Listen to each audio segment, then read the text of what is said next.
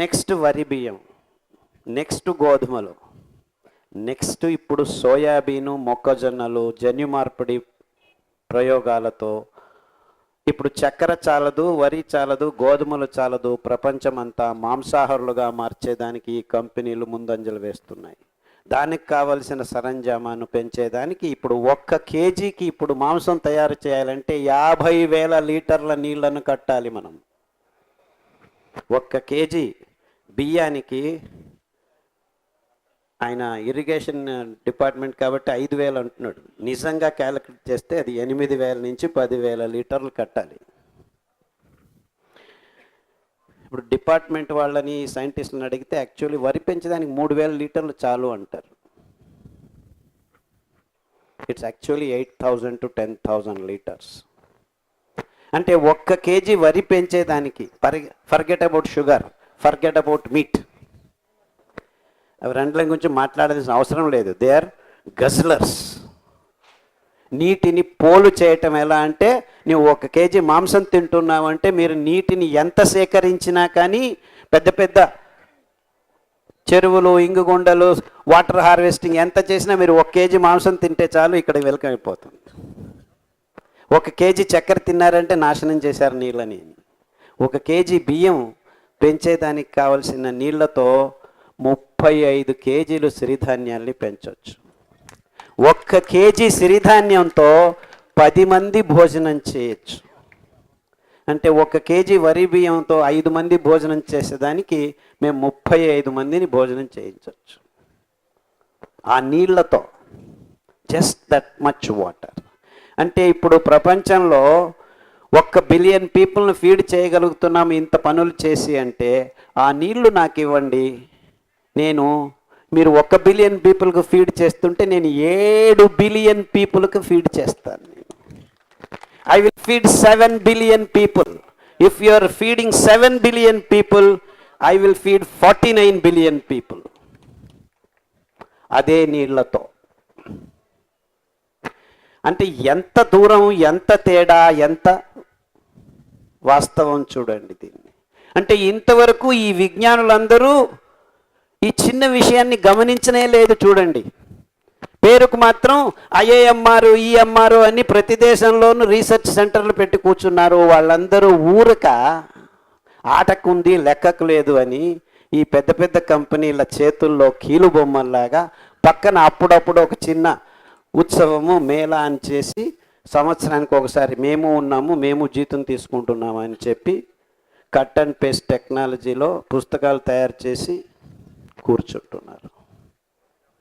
ఎందుకంటే ఇవన్నీ ఈ కంపెనీల చేతుల్లో ఇరుక్కుపోయిన విజ్ఞానం అనే ఒక బూటకపు మాటల్లో ప్రపంచాన్ని అంతా ఇరికించుకున్నారు. ఆ కోవకు చెందిందే పాలు. పాలు తల్లిస్తనం నుంచి నేరుగా పిల్లడి నోట్లోకి వెళ్ళాల్సిన ఒక అద్భుతమైన అస్థిర పదార్థం. దాన్ని ఏం చేశారు? పాలు పరిపూర్ణ ఆహారం అని చెప్పి ప్రపంచంలో ఉన్న ప్రతి మానవుడు తాగుతూ ఉండాలి, రోజంతా తాగుతూ ఉండాలి, జీవితాంతం తాగుతూ ఉండాలి అని చెప్పేశారు. దీనికంటే ఇంకా అవైజ్ఞానిక విషయం ప్రపంచంలో ఏదీ లేదు. Absolutely nothing beats this. ఈ పాలు తాగటం వల్ల ప్రతి ఒక్క మానవుని దేహంలో హార్మోన్ అసమతులనం అవుతుందని ఏ విజ్ఞాని ఇంతవరకు నోరు విప్పి చెప్పట్లేదు. ఇంతవరకు నేను 20 సంవత్సరాల నుంచి లబో దిబో అని గట్టిగా అరుస్తూ చెప్తూ వస్తున్నాను. ఇంత గట్టిగా అరవాల్సిన పని లేదు, మెల్లిగా మాట్లాడవచ్చు. నేను మైక్ ఇచ్చారు అయినా గట్టిగా అరుస్తాను. ఎందుకంటే నాకు బాధ. ఎందుకంటే మొత్తం ఆడజాతి మూతి మీద మీసాలు వస్తున్నాయి. ఈ అసమతులనం మీద మొత్తం ఆడజాతి ఈ ముట్టవుతున్న సమయంలో లేనిపోని ఇబ్బందులకు గురవుతున్నారు. అంతటితో ఆగట్లేదు. చిన్న చిన్న పిల్లలు ముట్టవుతున్నారు. 3 సంవత్సరాల పిల్లలు ముట్టవుతున్నారు, ఆడపిల్లలు. ఇదంతా జరుగుతూనే వస్తుంది. మొత్తం ప్రపంచమంతా జరుగుతూనే వస్తుంది. ఏ వైద్యుడు, ఏ విజ్ఞాని దీని గురించి ఇంకా మాట్లాడటం లేదు.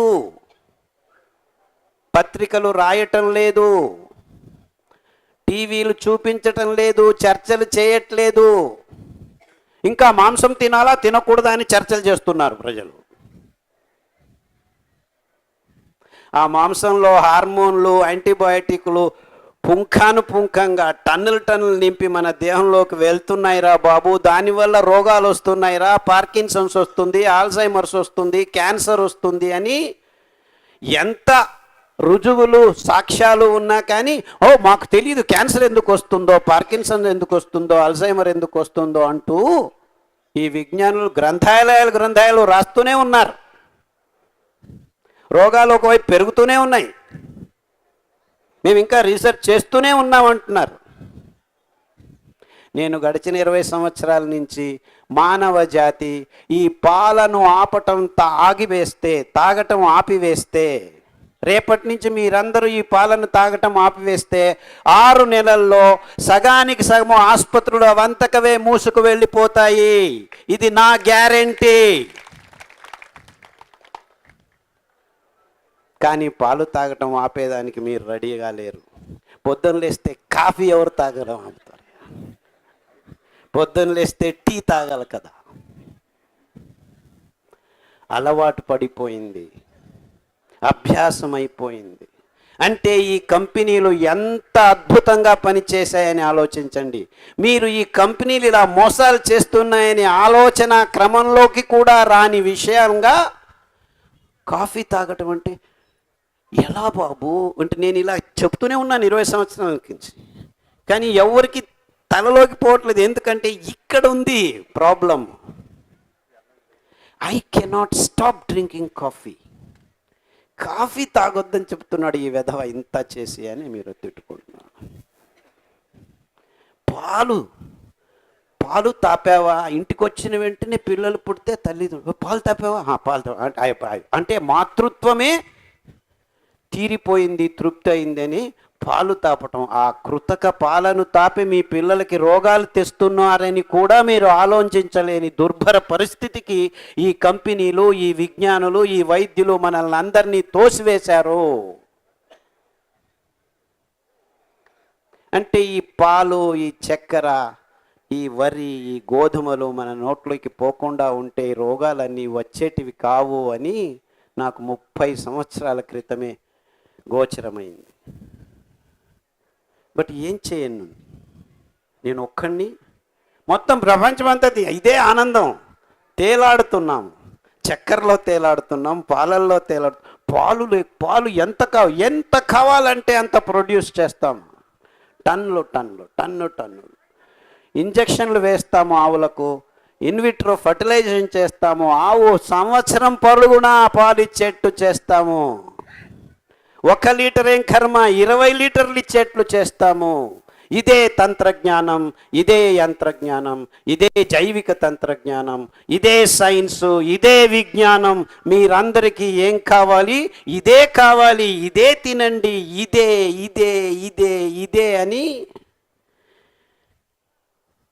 పాలు పరిపూర్ణ ఆహారం అని విజ్ఞానపు పుస్తకాల్లో రాసుకొని సంభ్రమిస్తూ, పాలుగా తాగటం కంటే దాన్ని గట్టిగా చేసుకొని అని పన్నీర్లు ఇంకా కాన్సన్ట్రేట్ చేసి 10 లీటర్లను 100 గ్రాములు 200 గ్రాములకు దింపుకొని అందులో ఉన్న కెమికల్స్ని ఇంకా కాన్సన్ట్రేట్ చేసుకొని తింటూ ఉంటే మన దేహంలో అసమతులన ఇంకా ఎక్కువ అవుతుంటే ఏం పర్వాలేదు, మీకు హార్మోన్ ఇంబ్యాలెన్స్ అవుతుంది అని చెప్పి ట్యాబ్లెట్లు రెడీ చేసి మళ్ళా స్టెరాయిడ్స్ని మీ దేహంలోకి ఇంజెక్షన్ రూపంలో, ట్యాబ్లెట్ రూపంలో ఇంకా రోజు ఇస్తూ ఇంతవరకు చేసుకున్న డబ్బులు చాలదని 1కి 10 ఎక్కువగా ఈ ఔషధీ కంపెనీలు తయారైపోతే మీరు ఈ డాక్టర్ల చుట్టూ తిరుగుతూ ఆరోగ్యం వస్తుంది అనుకుంటున్నారు. అక్కడ మీకు దొరికేది ఈ ట్యాబ్లెట్లు మాత్రమే అని నేను గట్టిగా నోరు విప్పి చెబుతూనే వస్తున్నా. మీరు డాక్టర్ల చుట్టూ, ఆసుపత్రుల చుట్టూ తిరిగితే మీకు వచ్చేది ఆరోగ్యం కాదు, ట్యాబ్లెట్లు, ఆపరేషన్లు, అంతకంటే ఇంకేమీ జరగదు.